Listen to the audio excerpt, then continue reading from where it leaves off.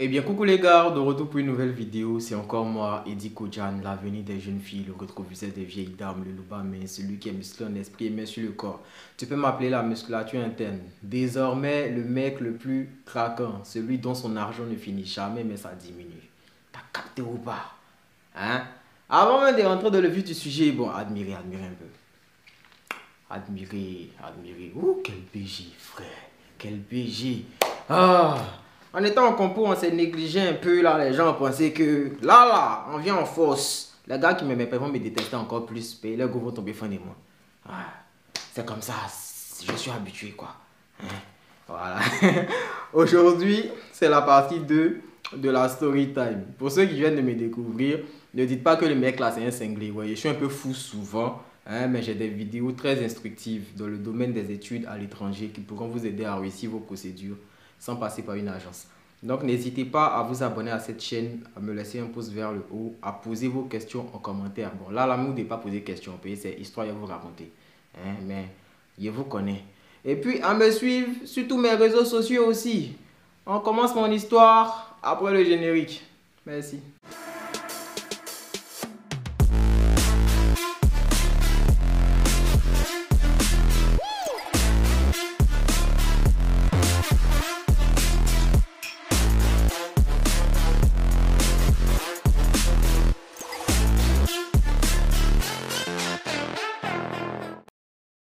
De retour. Bien, la dernière fois, on a parlé de comment j'ai fait pour avoir mon visa et tout, comment ça s'est passé et tout, et tout, et tout. Bien, ça c'était là-bas. Aujourd'hui, on parle de l'arrivée, notamment les premiers jours de cours, comment ça a été, blablabla. Bla, bla, bla. Vous allez rire un peu quand même, mais on est là. Donc, je disais, comment j'ai atterri, c'était le 22 à 8 heures, j'ai atterri tranquillement, je suis sorti de l'avion, j'ai commencé à être mignon sur le coup, voilà. Parce que vous voyez, c'est-à-dire que il y a un truc hein, que vous devez comprendre, c'est que c'est pas qu'il met du discrédit sur l'Afrique, hein, mais prenez un téléphone en Afrique, tirez une photo, et puis prenez le même téléphone là, venez tirer une photo avec en France ici. Ça n'a pas la même qualité. C'est-à-dire que tu as l'impression que l'air de l'Afrique, genre il y a trop de sorciers qui se promènent, il y a trop de... Genre c'est possédé, tu vois. Tu as l'impression que l'atmosphère est possédée. Alors que quand tu arrives ici, tu vois, tu sens qu'ils ont mis de l'huile d'onction un peu dans l'air. Tu vois, c'est raffiné, c'est... Oh, ça s'explique pas, quoi. Ça se vit. Hein. Donc, quand je suis sorti de l'avion, c'est ce que j'ai senti. L'air même était différent. Les gars, l'air était différent. J'ai commencé à marcher dans les rues de Paris. Et quand j'ai commencé à marcher dans les rues de Paris, j'ai cru qu'il y avait de la clim dans les rues. Genre de la clim qui mettait la climatisation à 16 degrés. Parce que c'était tellement glacé et doux à la fois, les gars. C'était tellement glacé, pardon. C'était somptueux si c'était une nourriture. C'est ce que j'allais dire. Donc on est parti, j'ai tapé mon McDo à la Tour Eiffel, et ma valise cassée et tout et tout. Le premier truc qui m'a choqué quand on est arrivé, c'est que quand je quittais Paris pour venir à Caen, il était 21h. Donc je suis arrivé à Caen pardon, à 21h43, précisément, je me rappelle. Je suis arrivé à Caen à 21h43. Les gars, il y avait le soleil. Il était 21h43, il y avait le soleil. C'est là qu'il a dit, mais les musulmans qui sont ici, qui mettent le jeune qui attend le coucher du soleil pour corrompre là, et il souffre un peu, hein? Donc ça, c'est le premier truc qui m'a choqué. Et en même temps, à cette partie-là, j'ai su que la vie allait être difficile. Parce que quand j'avais eu mon logement, quand j'étais en Côte d'Ivoire, il y a une fille ici.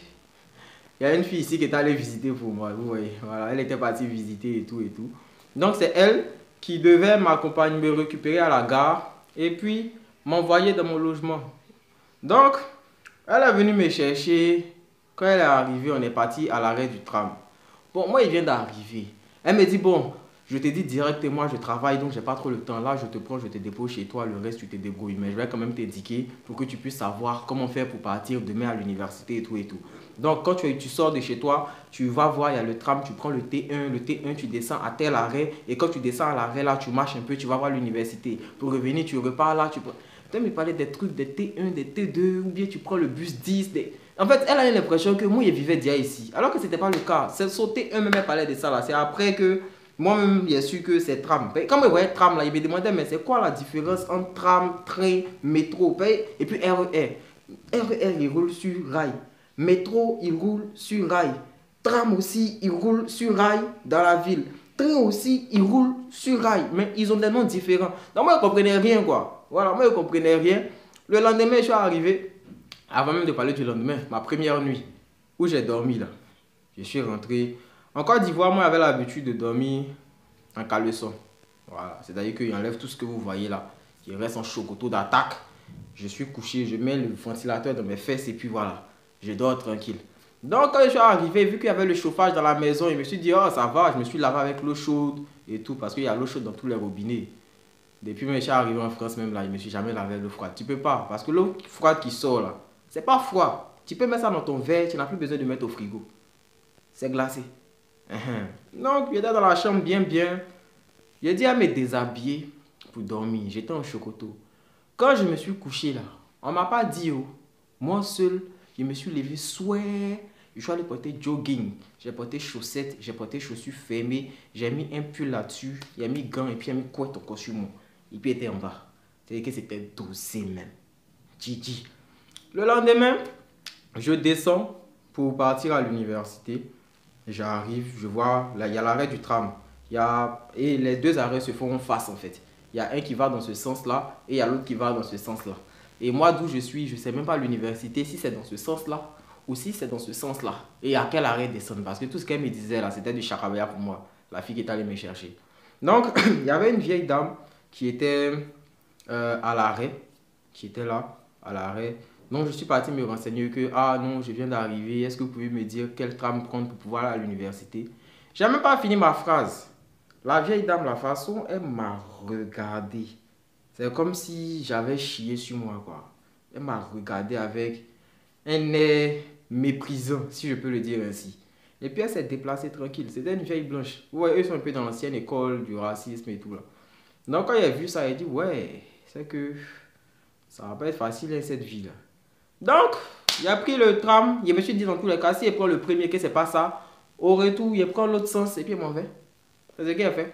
Il a pris le premier, il m'a envoyé quelque part, il ne savait même pas où il était. Il ne savait pas. Donc, il a pris le même tram qui est reparti. Donc, on est parti jusqu'à quand il a entendu arrêt université. Quand j'ai entendu arrêt université, je suis descendu là. Et puis en plus, j'ai fraudé parce que j'avais pas de pièces. Quand je suis venu là, mes parents m'ont donné que des billets. J'avais rien à acheter, rien. Quand je suis rentré, mais il n'y avait pas mangé. Il y avait juste mangé le McDo à Paris. La nuit, j'ai rien mangé. Parce que je ne savais pas où il fallait partir pour acheter quoi que ce soit. Donc, le lendemain, je ne savais même pas comment prendre un ticket de tram. Je ne savais pas. Donc, j'étais dans le tram comme ça. J'ai fraudé une fois. Et puis, arrivé à l'université, maintenant, il faut savoir aussi où on s'inscrit. Donc, j'ai tourné dans toute cette souffrance-là. J'ai enfin trouvé le bureau des inscriptions. J'arrive là-bas pour m'inscrire et tout. Je me rends compte que j'ai oublié mon relevé de notes de bac à la maison. Donc, toute souffrance est faite là. C'était pour venir à l'université, pour repartir à la maison. Et puis le pire, c'est que j'avais pas Google Maps.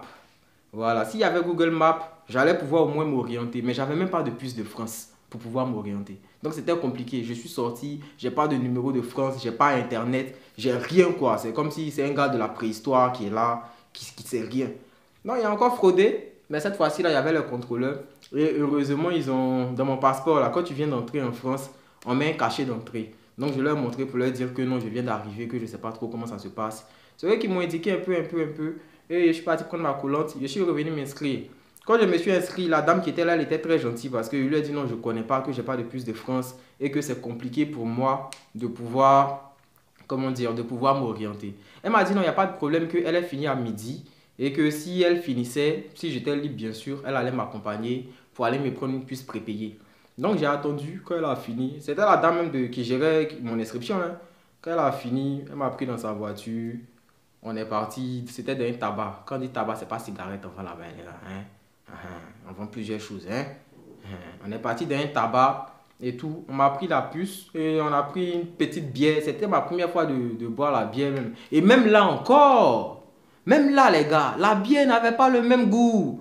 C'est-à-dire que tu sentais que c'était des vraies brasseries. C'était raffiné. Ça ne s'explique pas. Venez, vous allez voir aussi. Donc, il était devenu accro à la bière. Il était accro. Donc, bon, après tout ça là, début des cours. Les cours ont commencé. Première des choses, c'était en TP. Et en TP, j'ai souffert parce que nous, au pays là, moi, je faisais tronc commun. Et tronc commun de médecine là-bas, là. Pour pouvoir faire TP, il faut arriver en deuxième année d'abord. Alors que moi, je ne suis même pas arrivé en deuxième année et puis je suis venu ici. Donc, c'était nouveau. Je suis arrivé, on dit TP, on me dépose un microscope. Au moins, quand il voit le microscope, je sais que c'est le microscope. Le prof, il vient, il dit, bon, mettez l'échantillon en bas du microscope, tournez la vis macrométrique, la vis micrométrique, faites la mise au point, blablabla. Il est en train de parler de vis macrométrique, vis micrométrique. Les petits blancs, ils sont en train de taper ça vite. Eux, ils observent les trucs, même quand tu regardes dedans, tu fais waouh. Quand tu viens de regarder, donc moi, c'est fou. J'ai dit, ah! Donc j'appelle le prof maintenant, il lui dit, non, ah monsieur, mais moi, j'arrive pas à faire, tu vois. Il me dit, tu sais pas utiliser un microscope? Je dis non. Il dit, bah, dans tous les cas, moi, ça, c'est pas mon travail. Hein. Ce sont des trucs que vous avez vus depuis le lycée. Bon, bref, là, c'est la vis micrométrique. Ça, c'est ma vis macrométrique. Après, ça, c'est l'objectif. Ça, c'est un, ça, c'est un. Et bon, le reste, tu te débrouilles de telle sorte à trouver le juste équilibre. Tu pourras observer quelque chose. Il était là, il dit, ouais, la vie de ma mère, je te jure, ça va être compliqué. Parce que dans tout le TP, moi, je n'ai rien pu observer. Et après, il y avait un truc de groupe qu'il fallait faire. Pour les TP, il fallait faire des comptes rendus et tout. Et quand tu viens d'arriver, bon, même pas quand tu viens d'arriver, bon, je vais dire quand tu viens d'arriver parce qu'après, c'est aussi un problème d'intégration. Quand tu viens d'arriver et tout, quand on dit travail de groupe là, les blancs là, eux, ils se sont déjà choisis entre eux. Hein. Eux, ils sont là, ils se connaissent. C'est-à-dire que le premier jour de cours, tu ne sais pas comment ça se fait, mais ils se connaissent déjà. Ils se connaissent déjà. Donc, eux, ils se sont déjà choisis entre eux là-bas. Maintenant, toi, tu es là, maintenant, tu regardes là. C'est toi, tu fais avec ce qui est disponible. Et était là, personne ne voulait travailler avec moi. Parce que tout le monde était en binôme. Et c'était comme si c'était moi seul, j'étais en surplus dans le groupe. Donc, le groupe que moi, j'allais dedans, là, allait travailler à trois. Donc, entre binômes. Donc, il y allait avoir plusieurs binômes. Et il allait avoir un seul groupe où il y avait trois personnes. Donc, eux tous ils se sont choisis. Et puis, c'est moi seul, personne n'a choisi. Donc, j'étais là comme ça. Et puis, le prof m'a mis avec un groupe de filles. Voilà, il m'a mis avec un groupe de filles. Elles étaient deux. L'autre fille là même là, oh. Quand on entend de faire les trucs et tout et tout. Parce que nous, Africains, vous savez, quand c'est théorie là, on tape ça dur. Maintenant, quand ça vient d'un côté pratique où il faut faire les observations, c'est là c'est compliqué. Et même dans le TP ou le travail de groupe, où on m'a mis avec les filles là, il y avait des trucs de calcul à faire, les trucs comme ça, c'est du raisonnement. Donc, elles étaient en train de faire, elles piquaient pas. Et moi, j'ai apporté mon raisonnement. Je leur ai dit non, mais si vous faites comme ça, vous n'allez pas trouver. Donc, faites comme ci, faites comme ça pour qu'on puisse aboutir au résultat. Elles m'ont regardé comme ça. Et puis, elles ont tourné la tête, elles ont continué à traiter. C'est comme si c'était... Je ne sais pas comment elle dit quoi. C'est comme si c'était le vent qui avait parlé. Du genre, il y a un vent qui a soufflé, on a regardé pour voir d'où ça vient. Et puis après ça, là, voilà. On se concentre sur ce qu'on a à faire. Donc, ils ont fait jusqu'à... Elles ont fait plus tôt. Elles n'ont pas pu trouver. Donc, elles ont décidé de m'écouter. Et puis, on a abouti au résultat. C'est là maintenant. Ah ouais! Et tout, et tout, et tout. On est rentré dans les TD, les trucs. Quand on faisait le contrôle continu, les petites compos là. Quand ils tapaient fort, ils tapaient les 16. Hein. Quand ils tapaient fort là, c'est là maintenant ça commençait à se rallier. Comme ça, les gens commençaient comment dire là, à s'approcher un peu de moi. Ouais, c'est comment et tout. Pour le devoir, est-ce que tu as quelqu'un avec qui travailler? Tu peux bien venir travailler avec moi et tout. Dans tout ça là, moi, j'ai travaillé avec un seul gars. Mon meilleur pote blanc, il s'appelle Kevin, mais lui, maintenant, il fait kiné. Voilà, lui, c'était ce qu'il voulait faire. Donc, lui, il est en kinésithérapie. Donc, c'est avec lui seul, hein, parce que lui, c'est un gars, à 22 heures, là, lui, il vient me parler d'exercices. Toi, tu as envie de dormir et tout, là. Lui, il vient me parler d'exercices. Alors que les autres, là, quand tu finis, qu'ils ont fini de tu as fini de les aider, pardon, par rapport à ce qu'ils veulent, tu as levé la zone d'ombre sur ce qu'ils voulaient comprendre et tout, là. Le lendemain, quand ils te voient, ils te saluent même pas, même. Ils te saluent pas. Donc, il a vu que ici, là, c'est un truc, c'est un endroit où faut pas penser que tu vas te faire des camaraderies parce que c'est des trucs d'intérêt. Et puis, j'ai eu à voir ça aussi. Parce que même dans les relations, même amicales, avec, je dis pas que c'est eux tous qui sont comme ça, hein, mais en tout cas, dans la majorité de ceux que moi j'ai pu connaître, s'ils t'ont donné 10 euros, qui n'ont pas dit à quelqu'un qui t'ont aidé à hauteur de 10 euros, déjà tu es sauvé. C'est-à-dire qu'ils t'ont aidé à hauteur de 10 euros, ils n'ont pas dit à quelqu'un, c'est que tu es chanceux. D'une part, il est quand même bien. Mais même 10 euros là, ici, là, on t'encaisse, hein. Alors que 10 euros, bon, après ça dépend du pouvoir d'achat de chacun. Mais c'est pas aussi énorme, quoi. C'est des trucs que tu peux prendre pour payer juste un kebab et puis c'est terminé, quoi, tu vois. C'est comme l'argent que vous prenez pour acheter, je sais pas, je vais dire quoi, une bière dans votre pays, là. Hein? Mais ça, là, on va t'encaisser ça. Donc, c'est bien vu que, genre, du genre, ils font des camaraderies avec toi. En tout cas, moi, c'était mon cas au début. Et quand tu finis de les aider, après, bon, personne ne te calcule, quoi. Voilà. Sinon, quand moi, tu es arrivé, moi, j'étais gentil, hein, le petit naïf qui parlait à tout le monde, et tout, et tout. Et même dans le tram, là, quand tu vas dans le tram, au début, quand je rentrais dans le tram, je saluais. Quand je devais m'asseoir, je saluais la personne qui était à côté, et tout. C'est comme ça qu'on est en Afrique. Tu viens t'asseoir quelque part dans un transport en commun, au moins, tu salues la personne qui est là, et puis voilà, quoi. Genre, la politesse, quoi. Mais ici, là, il vient et salue. On ne me répond pas même. Il a dit tram là, il est rentré dedans, il est salué. On ne m'a pas répondu. Aïe. Souvent, même les vieux blancs là sont arrêtés. Ils me lèvent pour qu'ils puissent venir s'asseoir. C'est les mêmes petits blancs, ils sont là. Et les vieux là sont arrêtés. Les petits blancs là, ils ne se lèvent pas. Tu vois, tu viens t'asseoir à côté d'un vieux blanc par exemple, souvent. Comme tu es un Renoir, souvent, comme tu t'assois à côté de lui, lui se déplace tranquille. Donc à un moment, il a dit bon, il n'y a pas de problème. Donc ça m'a forgé un caractère. Je m'en fous de tout le monde. En fait, je m'en parle de tout le monde. Je m'en fous de ce que les gens peuvent penser, peuvent dire. Ce qui est important là, c'est comment moi je vois les choses. Et puis c'est tout. Je rentre dans le tram, je salue personne. S'il y a trois grands-pères qui sont assis là, je m'assois au milieu d'eux. Bonjour, je ne dis pas à quelqu'un. Et puis on est dedans.